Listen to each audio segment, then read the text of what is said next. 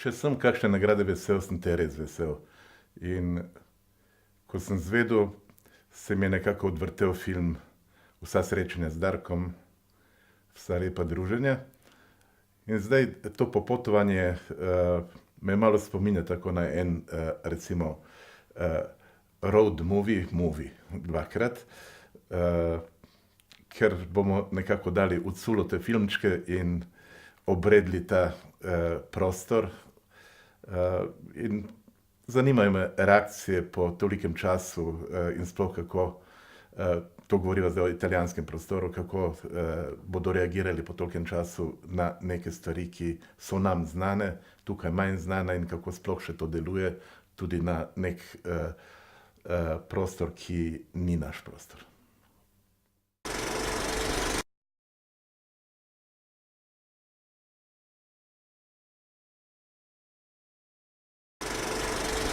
Prvo srečanje z Darkom Bratino se je zgodilo v Ljubljani. Bil je v neki delegaciji, ne vem, kakšen obseg je imela ta delegacija, in je prišel na Vibo film in sem ravno montiral en film in je ta cela delegacija vstopila in potem je Bratko rekel: "A vi ste Karpo?" Jaz sem bil presenečen, nisem poznal človeka, ne, in potem mi je povedal, kdo je.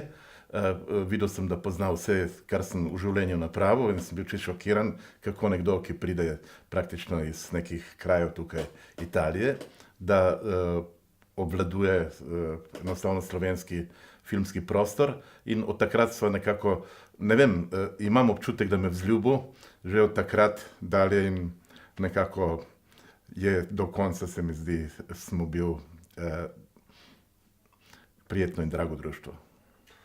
Darko je predvsem ugajal film Rdeči bugi. Ta mu je bil nekako ljub film in je želel enostavno, da se to tudi pokaže v Stari Gorici, in je povabil, jasno, on je imel cel ta krog svojih filmskih fanov, kritikov, in jih je tudi povabil iz Milana in nekako me je pokazal skupaj s filmom, in tako sem vstopil praktično v italijanski filmski prostor.